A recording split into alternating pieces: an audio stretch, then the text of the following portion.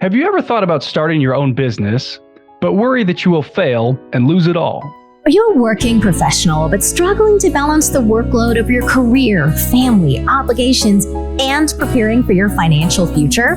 If so, this podcast is for you. You've spent years learning your craft, and now it's time to focus on your financial future. This podcast will teach you what you need to retire wealthy and happy. Let's dive in.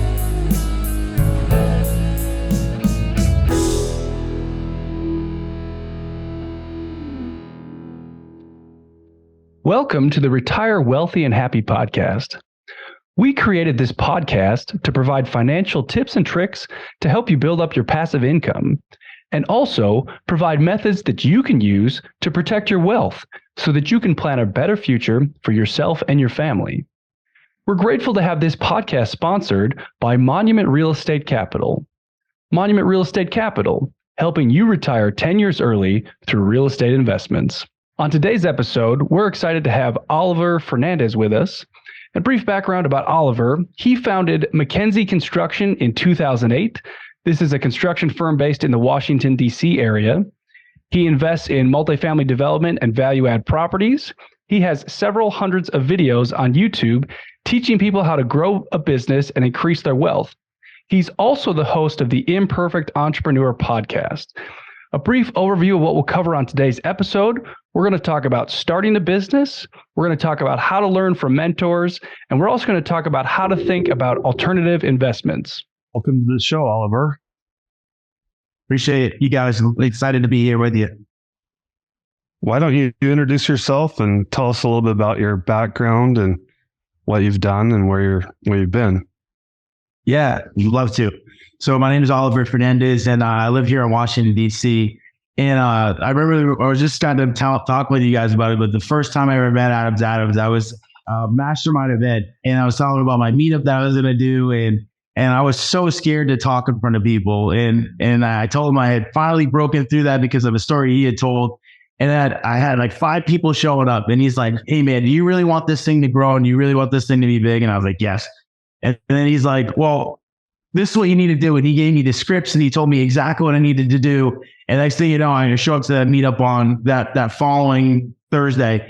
And there was 30 people there. And I was like, oh my God, Adams is correct. So I'm like this like shy introverted person. And I've always kind of been a shy introverted person. I'm like a big analyzer, like love to like dig into the numbers and details. But at the same time, I want to be successful. I wanted to take care of my mom and 3 sisters. That was like always my goal growing up. As we went through so much as a kid, through childhood, and as I was graduating from high school, I was debating whether I wanted to go to the military or go to college. And my mom was like, "Oliver, please go to college. Please go to college." So I followed her direction there. And the reason why I did that is because I really wanted to understand what I needed to do to be successful in the world. And I went to school and I learned, studied engineering, and, all that stuff was great. And I learned a lot of stuff.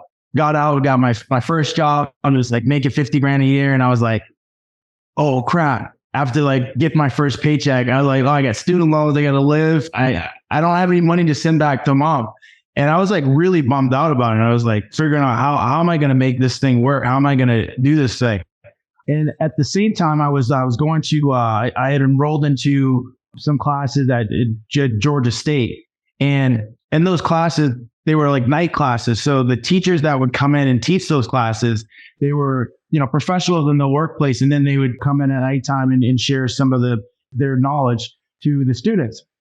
And I really gravitated to those classes because they started talking about opportunity and started talking about like things aren't always going to be like obvious to you, but if you do a little bit of digging and you start scratching underneath the surface, you're going to find some real opportunity. So I ended up getting laid off from my job that I was making $50,000 for, and it probably was, looking back, it was like the best thing that could have ever happened to me because at that time that company had given up on me, but it was like the moment that like kind of woke me up and was like, oh, I got to go all in on myself and start developing myself and getting better myself, sharpening my own skill sets. And it was from that point forward, that's when McKinsey Construction was started. And we started off doing like really small like projects, $2,000 projects. Now we just signed up a couple contracts that are like $3 to $4 million. So our focus is like $1 to $5 million projects. And then we're also an investor in real estate. We buy multifamily properties, 100+ unit properties. We didn't always start there. We started in the duplexes in the single family game, but now we're doing 100+ unit properties, and we're buying them, doing our value add strategy to them, and really doubling down on the things that have worked for us. Very cool. You mentioned a couple of things. We know you're in Washington, D.C. now, and you said send money back to mom. Where are you from? So I was born in Boston, and my mom was originally from Washington, D.C. My dad was from Amherst, Massachusetts, and he grew up in the projects. My mom, she grew up in middle class. She had both her parents there. My dad had like a broken family. And when they got together, they were young entrepreneurs themselves. And my dad started a construction business, and he became really successful with it. And he's like one of the most successful people in his family. And he went from like being dead broke to, having millions of dollars. But at the same time, there was some mismanagement of those resources and construction business failure, and it broke up the family. So my dad stayed in Boston, and me and my mom and 3 sisters, we moved to Maine. And it was just crazy because my mom was a city girl, and all of a sudden we're in Maine. Like literally there's miles between houses, right? And it's not like that anymore. There's actually neighbors that are much closer by, but there was there was a big distances between houses when we first moved there. And it was cold winters, lots of snow. Like when power would go out, it wouldn't go out for like an hour or a half a day. It'd go out for like 2 or 3 days. So it was crazy. But all of those moments, and being in those moments with my mom right beside her, I developed this like skill set inside me that like, don't be scared of it, trying new things, and like always give 100% effort and just try and see what's at the other end of that other side of the decision. So yeah, I'm grateful for that time. But yeah, so my mom, we grew up in Maine, and once I went to school, I left Maine, and I was actually in Atlanta, Georgia, and I wanted to send money back home to Maine to my mom. So I come from a construction background too. So sounds like you were a cheap employee for your dad. Is that correct? Yeah. I was definitely a laborer. You know what I mean? Like he definitely gave me a job, right? And I was making $8 an hour and sweeping up the yard at night to try to get some overtime and stuff. So it was a lot of work, but all of those little skill sets I even use to this day. And it helps separate me from like other people, like that experience and just that knowing that I'm willing to do whatever it takes is something that's like is ingrained inside of me, and it helps me be certain in the moment, even when things are uncertain, especially with construction. There's so much uncertainty. I'm very certain about what we're doing because of all of the things that I've seen along the process, because I did start at the bottom. Absolutely. I feel I can walk into a construction site and talk the lingo with the guys and build rapport much faster because I've been on a construction site for like 20 years. I know what needs to happen. I look at some things that, some people would just have an absolute cow about. And it's like, well, this is just like day 38, this is how it's supposed to look minus this guy's supposed to be here and isn't or whatever. Yeah. Yes, sir. Yes, sir. So Oliver, Roger, did you have any more questions there? Should we move on? Well, I was going to say, you mentioned that you're doing $1 to $5 million projects. Are they in DC, and is it all multifamily? Is there other types and things? Yeah, so those projects, $1 to $5 million, they're actually spread across the country. We're headquartered in Washington, D.C., but we work from basically Pennsylvania all the way south to Florida, west to Texas, and then up to Memphis. we've also done projects in Washington State. So we will go anywhere. Primarily, these projects are for the feds, like for the Navy, the Air Force, the GSA. And we always dreamed of doing these bigger projects. Like I remember when we first were starting out, we were doing, these $2,000 or these $20,000 jobs or these $300,000 jobs as a subcontractor. And we were just getting beat up so bad. It wasn't because of like lack of workmanship. I mean, we would put our blood, sweat, tears into these things. And we were installing pipe underneath the Florida DOT like highways, right? And we do everything we said we were going to do. We'd install the pipe. We'd hire the team members, get the equipment. We do everything we said we were going to do. And then every time it came time to getting paid, it was always like, oh, we need this release, or we need this. You guys need to do this, or you guys. It was just like so painful running a business because your employees or team members don't want to hear on Friday. They're like, hey, we need to get this sort of release, and we need to do this, and we need to do that. Like they want to get paid. So it made it so painful running a business. And we never missed payroll or any of that stuff, but it just made it painful for the owner trying to keep all that stuff straight.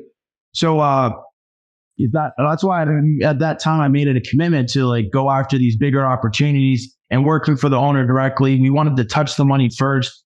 And that's where it introduced us to these opportunities with the Fed, the USDAs, the Army, and the Navy, and then the Air Force, doing projects for them. They're looking for general contractors who can come in and renovate their buildings. They want to be able to just sign a contract with you, and you take it from A to Z, and then you turn it back over to them with a renovated space. Some of the things that we specifically focus on is the mechanical renovations. So these will be massive mechanical projects. And then at the same time, they still need ceiling tiles. You need to paint the walls, do the floors, and clean the space and turn it back over. So that's what those $1 to $5 million projects look like. And, we've done really well with it. Our first goal was to do $10 million a year. And we hit that goal. And then we stayed there, and I wasn't clear on what was the next target. But now we are clear on what the next target is. And the next target is to take those 10 years of $10 million a year and now compress it to do $100 million in 1 year. That's cool. Thanks for explaining that. Yeah. Going on with the next few questions, Ben? Yeah. So for our listeners, the show is called Retire Wealthy and Happy. And because of that, we're talking about things that you can do to build up to your retirement. And one of those things is starting a business. Everybody in the world, in the country, has the opportunity to start a business if that's something they choose to do. And Oliver has his show that's The Imperfect Entrepreneur. So we want to talk about what it looks like to start a business. And one of the questions I want to start asking is, Oliver, what do you feel is the most important thing to focus on when somebody's trying to start a business? And obviously that's a general question, but is it the operations? Is it the mental attitude? What is the most important thing you would say? Yeah. So when you're first starting a business, that's such an interesting question because I literally have to go back to when I first started, right? But when I first started my business, the thing that really got me going and really started to transform things was working on my mental thought process. Because of and the reason why I say that is because in the beginning, it was just me, so I had to do both operations. I had to do sales. I had to do both of those things and juggle both of those and finance for the finances. So you're juggling a bunch of balls in the beginning. And the only way that you're even able to complete that successfully is by having a strong mindset. I used to, when in the beginning stages of McKinsey, when we were, borrowing money to get jobs, and it just was a mess financially. I was listening to this guy, Les Brown, and he was my mental coach at the time, and he was always talk about it's not over until I win, and he would say, if you can look up, you can get up, and all of those things I used to repeat to myself day in and day out while I was in front of my computer or making the phone calls. and fumbling and dumbling and through this thing. I didn't really have a clear roadmap, but I was willing to look stupid, and I was willing to make the mistakes so that I could get my business off the ground. And luckily, in the process of making those mistakes, we didn't make a mistake that was fatal to the overall success of the business. So luckily that we got off the ground before anything crazy like that. But yeah, if I was starting off a business, the first thing you got to work on is your mental. And another thing with the mental is also the ability to take action, right? So once you're a part of the taking action is clearing out that mental space to take action. I wasn't just talking about the things that I wanted to do. I was actually doing it. I was making the phone calls. I was getting out in front of the customers that I wanted to serve. And in the process of doing that, that brought opportunities in front of me. And then in the process of bringing those opportunities in front of me, you have to, execute on what's in front of you. And if you execute properly, then you can start to build long-term relationships and get repeat business from those customers. I've got some follow-up thoughts to what you just said. Action is obviously huge, and you're talking about mindset. So I'm thinking about if you're thinking about starting a business, obviously having an idea and taking it to the market with that action is extremely important. And regardless of how good you think you are, you're going to mess up, you're going to fail when you first come to the market, right? And it's having that mindset that you're talking about to overcome those obstacles and to be able to continue moving forward. You just take what you learn, fix what didn't work, and then try again and keep going. And the other thing I want to add is you were talking about when you were starting your business is that you had to borrow money from places, you had to, and it was challenging, right? And that's another thing to consider is when you're talking about starting a business, making sure that you have enough, what do we want to call it, dry powder as far as your cash reserves so that you can get it off the ground, because statistically it takes at least 3, if not 5 years to successfully start a business. And there's a good chance that during that startup period, you won't be receiving revenue, or at least not enough to cover your bills, right? So maybe you're doing it as a side hobby to start or something like that, but making sure you have enough cash at least accessible to you to make sure you can grow your business. And it sounds like you did, which is an awesome example there. And I want to ask you, what else would you say you felt like was holding you back when you were trying to start your business? We talked about cash available. Were there other things that was a struggle for you that our audience might benefit from hearing? Man, I was so scared, man. Honestly, I was petrified. I was really, really scared to when I first started my business, scared of everything. Like I was telling you before, I was scared to get in front of people. You can't get sales if you're afraid to get in front of people. So I remember when I first was making those phone calls, I would literally have to reset my mind and I'd be shaking before I started making the calls. But after I'd start the momentum and build into those calls, I was getting better. I was figuring out the things to say and the things not to say. So all of that kind of played into me getting a little bit of confidence. And then once I had that, started getting confident in what I was saying and what I was doing, then the being scared came, it started to dissipate. And it's still there even to this day, now we're going after bigger opportunities. So there's still that little fear factor, oh man, are you good enough? Can you really do it? But as you continue to just take action and move things forward, it starts to dissipate. And then it's also it's chunking it down. So I didn't initially have the goal of having do $100 million a year. The goal initially was to do $10 million a year. And that was really overwhelming when we were at zero, right? That was the big picture goal. That was when I was 60, I was going to finally get to a $10 million a year company. And then I was 26 or 7 or whatever. And we were there and I was oh my God, what do I do next? And honestly, I was the saddest point I was in my entire life, because it was you have this big goal and you get to it and you're what's next? Or what else, And my biggest problem in that moment was that I didn't reset the goal, right? So really what this thing is what I'm really saying here is My first target, if you're really starting out, you get to 100,000, because you can't be $1 million business if you've never done $100,000 a year. And then you can't be a $10 million business if you've never done $1 million a year. So the next target after 100,000 is to get to a million. And then once you get to $1 million, the next target after that, set it at 10 million.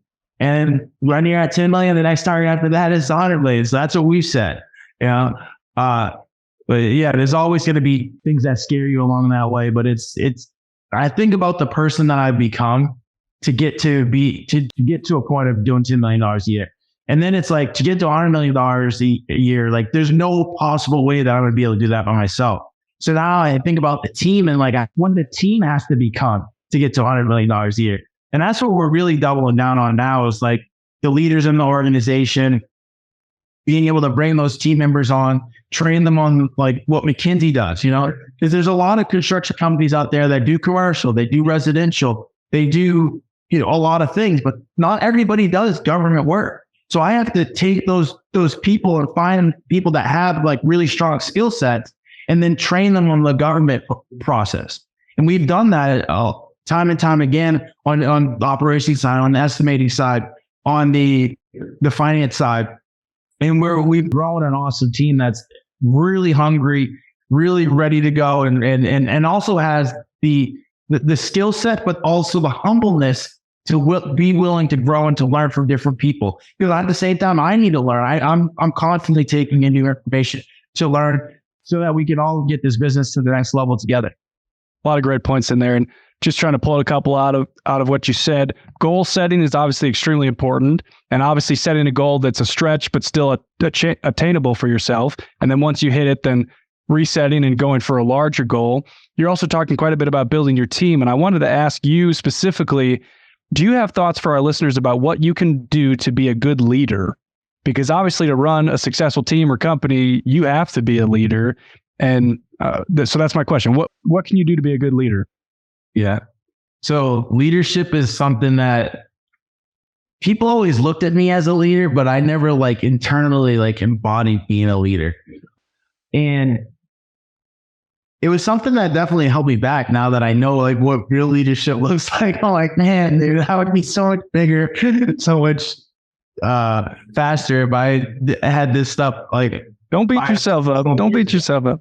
I know. I'm not beating myself too bad. So one thing with leadership is like, it's not about you. Like I heard one of my mentors said, when you have a bunch of puppies, right? You have the big dog, like it's letting the puppies eat first, and then you think about yourself, right?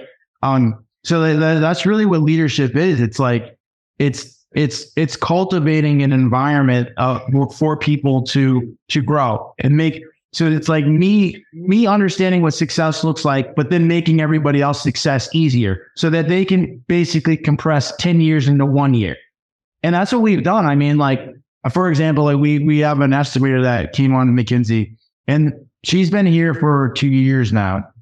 And, you know, she's done everything I've asked her to do, from a standpoint of like learning how to like find government opportunities, to responding to government opportunities. And like, when I say respond, like you got to write all these narratives, and like, it's crazy, but she's totally absorbed all of this stuff.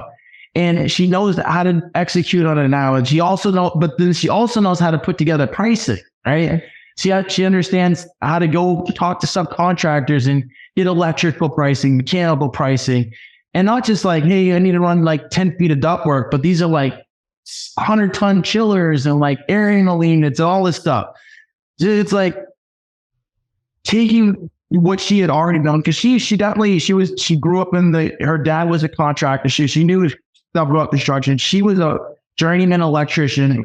She had estimated for a company that was like more of a masonry company. But then she came into McKinsey, who was a general contractor, and she had absorbed so much of the knowledge that I've learned over the last 10 years. And now she's farther ahead than me in 1 year, because she's been able to absorb all that information. So to be a really good leader, it's not about you, and it's making everybody's success easier. And the easier that you can make your team members' success, the faster they can get results, and then the faster they can get results for the business, which then translates into results for themselves.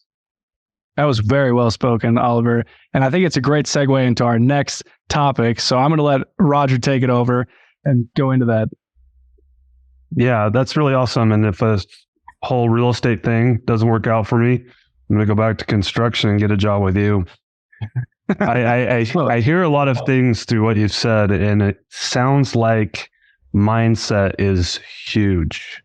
When you talk about Les Brown being kind of a mentor, it helped you get through this time when you were shy to talk on the phone and everything else. And I think mindset's what pushes us through those difficult times. It's like, I know I'm better. I know I can do this.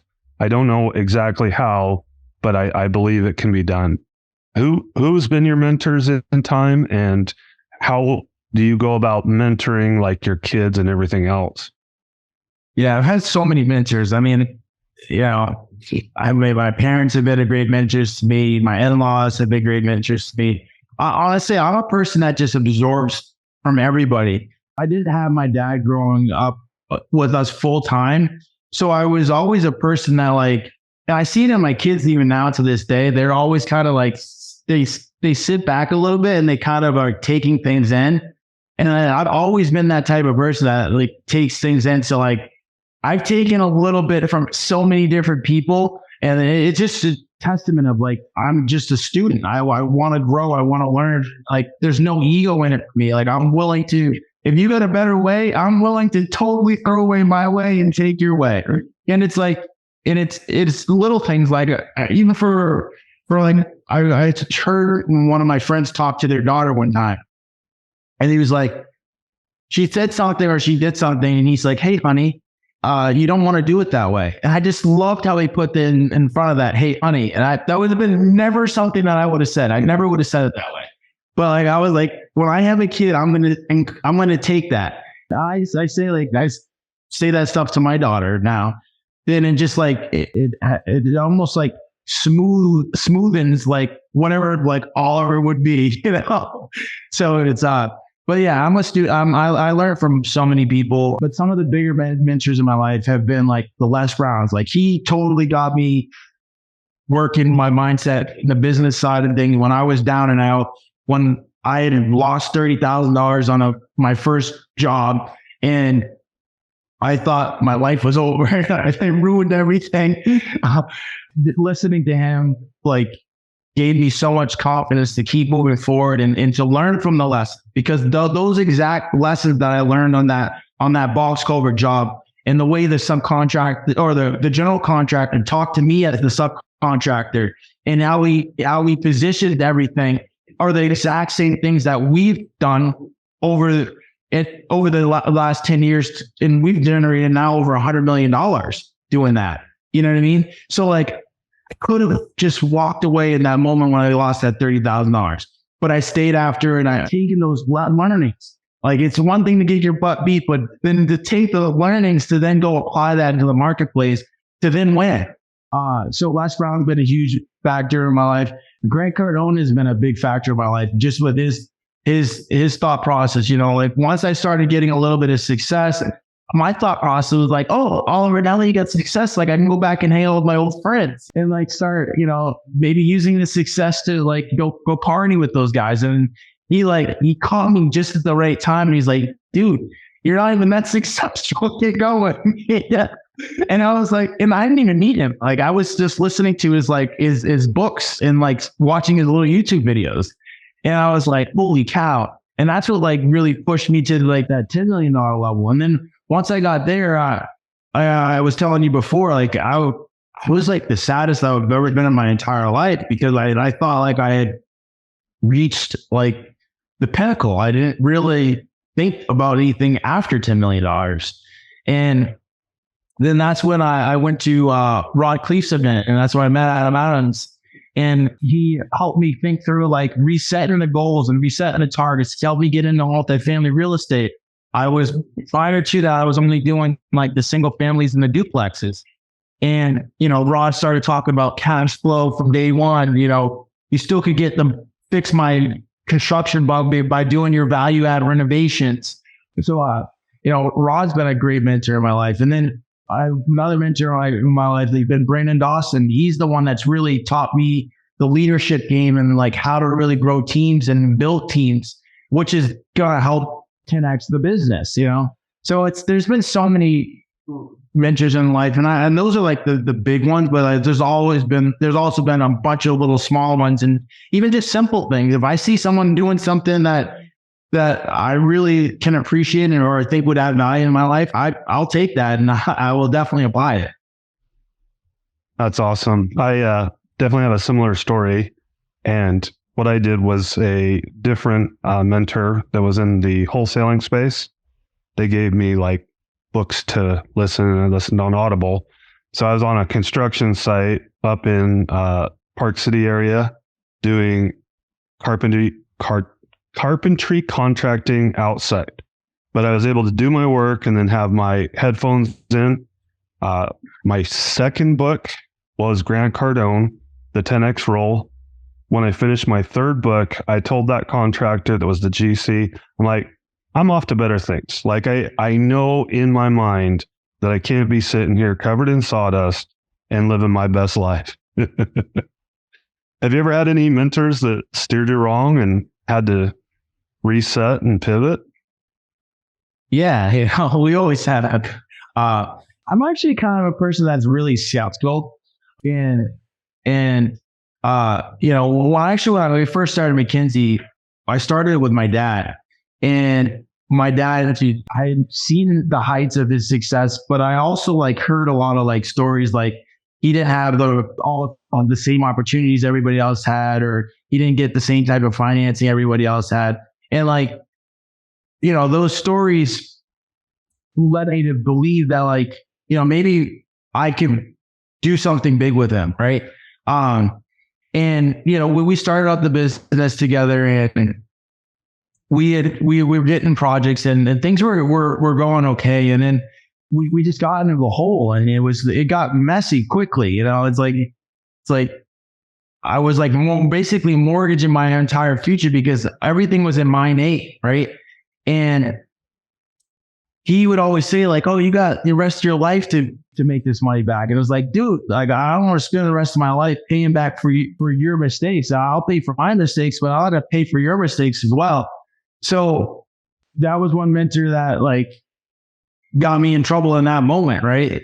We had done some projects, and then, you know, some of them went well, some of them didn't. And I was in the hole $500,000. Yeah, and I'd never even made six figures to that point. You know, and talking about $500,000 being in the hole, it was like so scary. And you know, one of the mistakes that I made there was all of those stories that I heard about his successes, those were like in the past, right? They weren't like in current times. So like, yes, he knew how to get results, but like, you have to be able to get results in current times, not 10 years ago or 20 years ago. And, you know, the phone book's still big, right? Say again? The phone book is still a big thing, right? Yeah, right. Exactly. It's just online, right? Yellowpages.com or something, right? Or Google. So, you know, that was a mentor that, you know, honestly, I always look at it like, at the same time, I don't want to look at it negatively, because it was the pressure that being $500,000 in the hole, like that pressure is what inspired me to make those phone calls. Like I was so scared, but I knew that like I had a fire behind me, and if I didn't make this money, that like I was going to be in big trouble, you know? So as bad as it was like catalyst to like really launch me to the next level. And then it was, yeah, that was a venture that should have gone better, but it didn't. And, but you know, we talked now, and I'm just glad that I made it through it, and I didn't I didn't break. Going back to the mindset, right? Right. For sure. He mentioned mastermind. I think it was before we started the recording. What else have you done in the mastermind space that has helped you in your career? Yeah, I've been a part of a bunch of masterminds, and you know, I was just talking with a buddy of mine earlier this week, and I was talking about all of the things that I've been a part of. But I also told them that like right now I'm just in full implementation mode. Like sometimes you can be a part of so many different things that like it almost becomes its own distraction. So like right now I'm just focused on like applying the information that I've got, applying the leadership principles that I know, applying the frameworks that I've gotten from these masterminds so that I can get my business to $100 million. I don't want to be one of those people that just talk about it. I want to be one that does it and actually puts this stuff into application. And that's one of the big things that I've been working on over the last 1 to 2 years of just applying all of this stuff and staying focused, not trying to go to like the different masterminds and go to the different exotic trips, which are fun. They're great. I love them.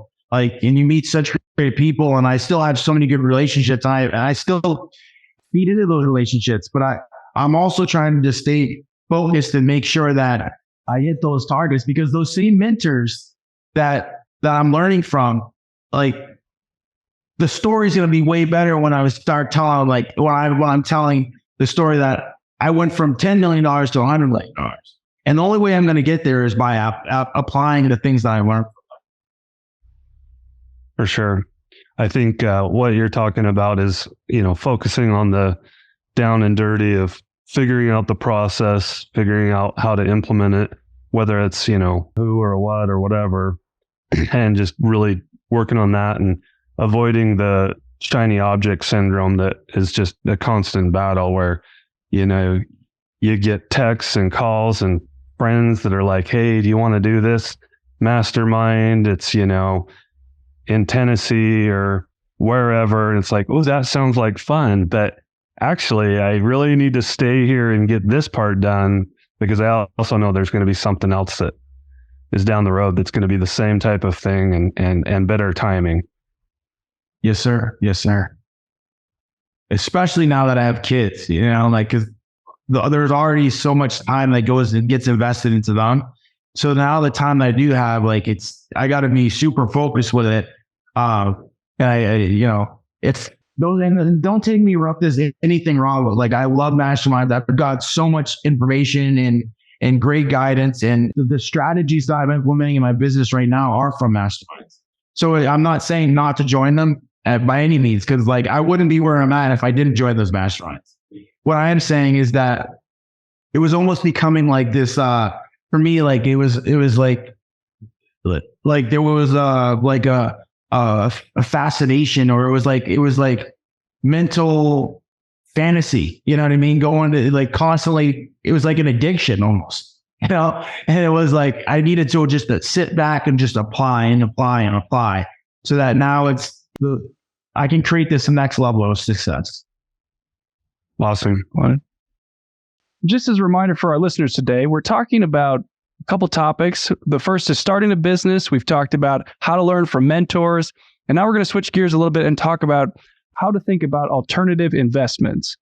So, Oliver, I know you've done real estate investing as well. I'm not sure if you're involved in other alternative investments, but one of the questions I want to ask, and maybe it's too broad, but I want to ask it this way, trying to compare active investing versus passive investing. And the question is, what role would you say experience plays when being an active investor, whether you're talking about real estate or starting a business or any other alternative investment? How important is experience in your mind? Yeah, experience is the thing that will get you to the next level. So when I was transitioning from being a subcontractor to being a general contractor, I knew nothing about being a general contractor. I had never done a project for the government as a prime contractor, nothing. I literally knew nothing about it. I did meet a guy that had done a lot of this type of work. So I met a guy that had done a lot of this type of work, right? And it was through an introduction of my dad. And he'd been a prime contractor for the government. And we sat down, we met at the airport. He flew down to JFK, and I was actually out in New Jersey. I just gotten a foot surgery done on my left foot, and I was at my in-laws' house. And I literally remember telling them, hey, I'm going to go meet this guy in New York City. How are you going to get there? And I was like, I'm going to take the train. So I literally hopped in with like crutches to the airport. We met at like this restaurant inside of the airport.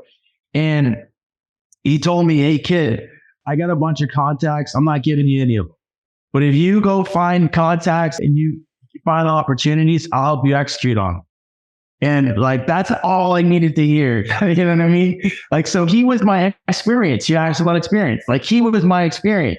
I remember just like cracking the door, opening the door, sitting down, saying, hi, my name is Oliver, I'm owner of McKinsey Construction, and then shutting up and just letting him go. And he would talk about his experience and like all of that stuff. And I was like, great, this is awesome.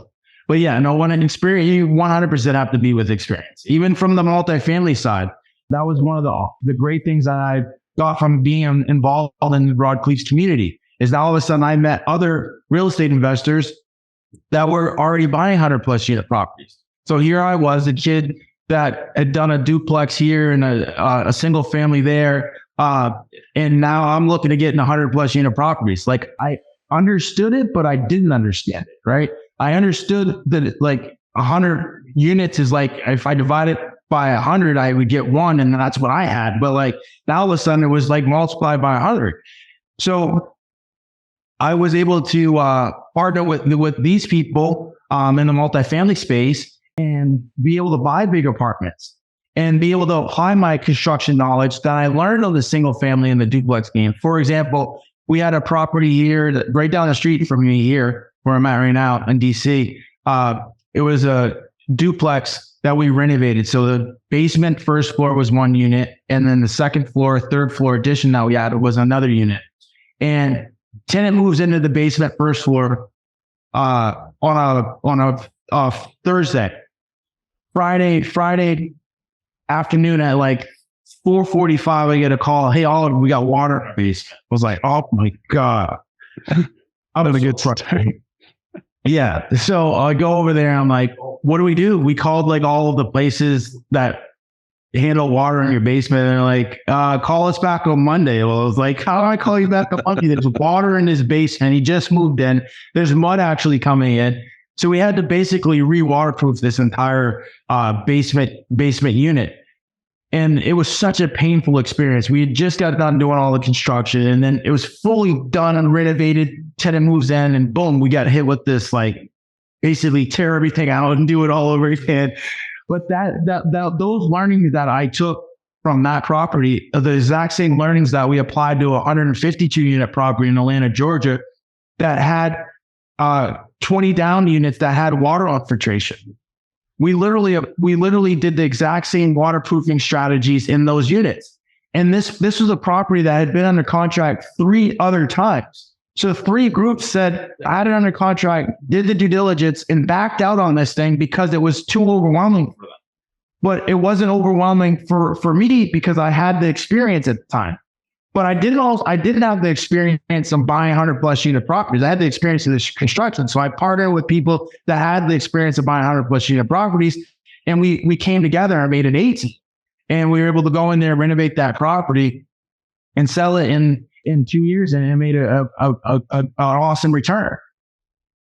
Oliver, both of those stories were perfect in answering what I was hoping to pull out of that question, in that if you don't have experience, that is not an excuse not to take action, right?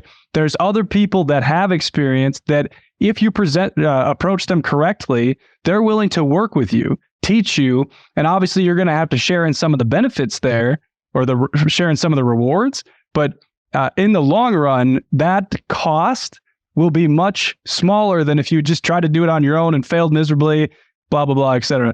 So you're demonstrating very well that you're willing to take action. You're willing to find other people that have that experience. And that has, I'm assuming, played a huge role in the success you've been able to create in your companies, right? Oh, 100%. 100%.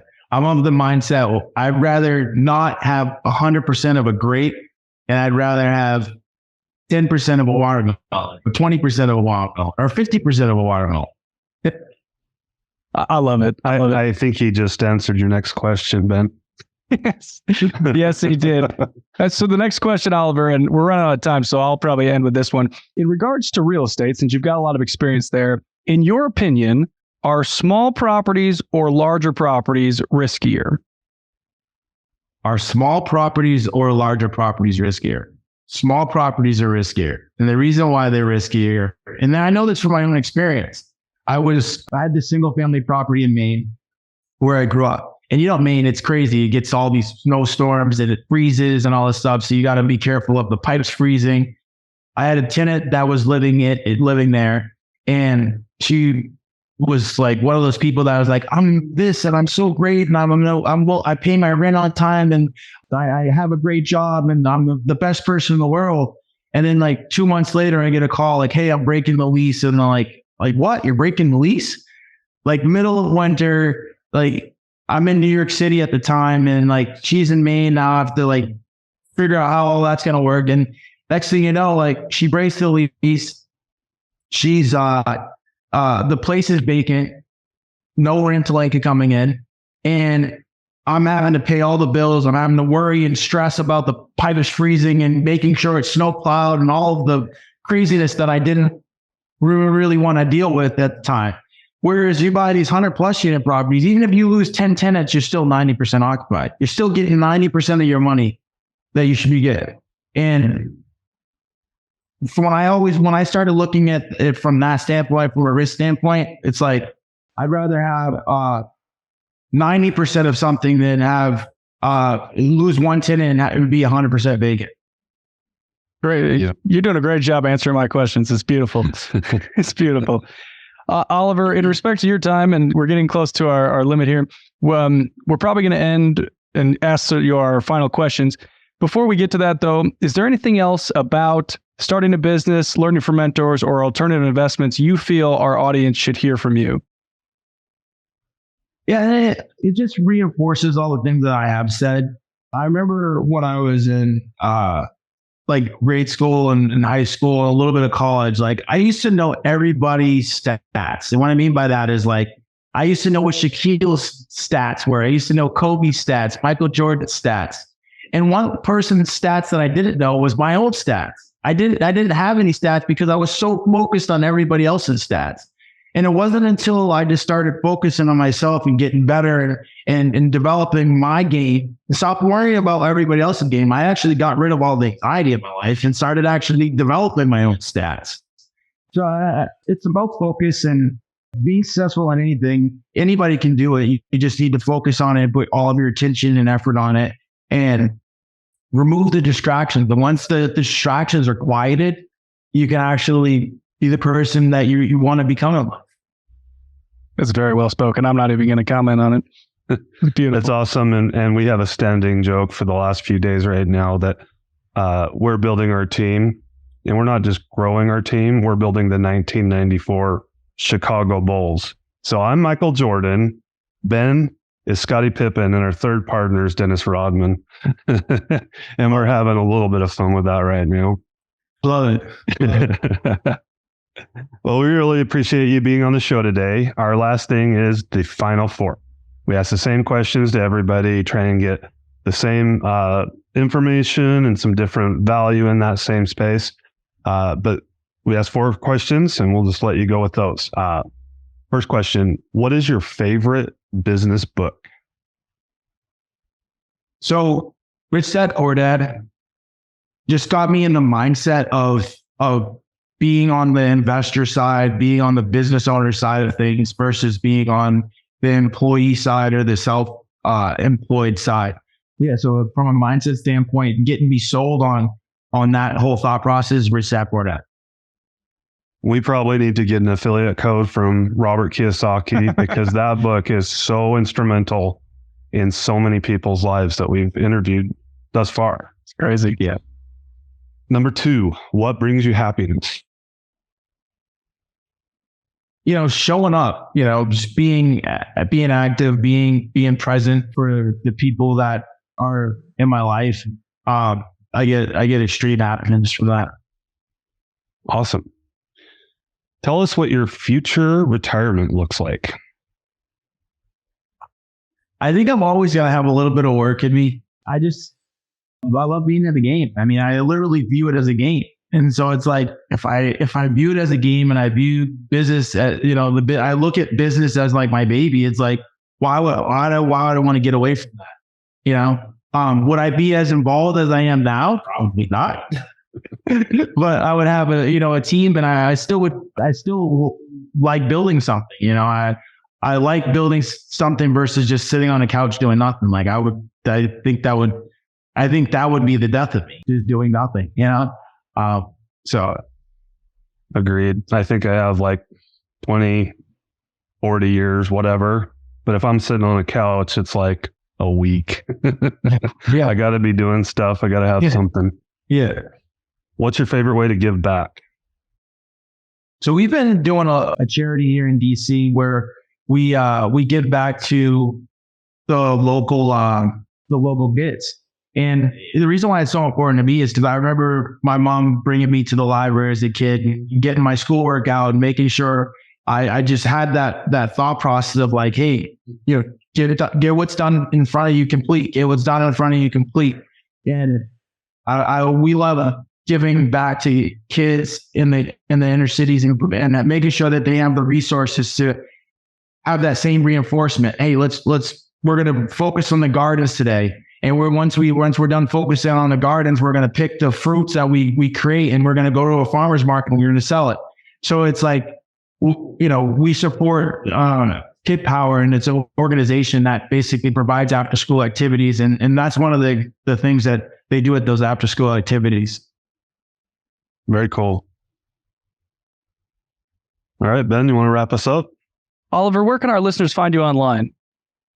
So you can find me on Instagram or Facebook at Oliver Fernandez _3. We'll have those links in our show notes as well for everybody. Oliver, thanks for being on here. Just as a quick summary for our listeners, today we were talking about starting a business, how to learn from our mentors, and how to think about alternative investments. I would say that we all learned a lot from Oliver today, and having that mindset is extremely important in our success in business and in life, and giving back to people in our community or to our families is a great way to bring happiness into our lives. Thanks everybody for joining us on the Retire Wealthy and Happy podcast. We hope to see you next time. Thanks, Oliver. Thanks, Oliver. Hope you got value from this episode. And if you have a minute, then take the time to leave an honest written review for the podcast, because we take those reviews seriously and it'll help us serve you better on the next episodes. And most importantly, be sure to start taking action so you can control your financial future today.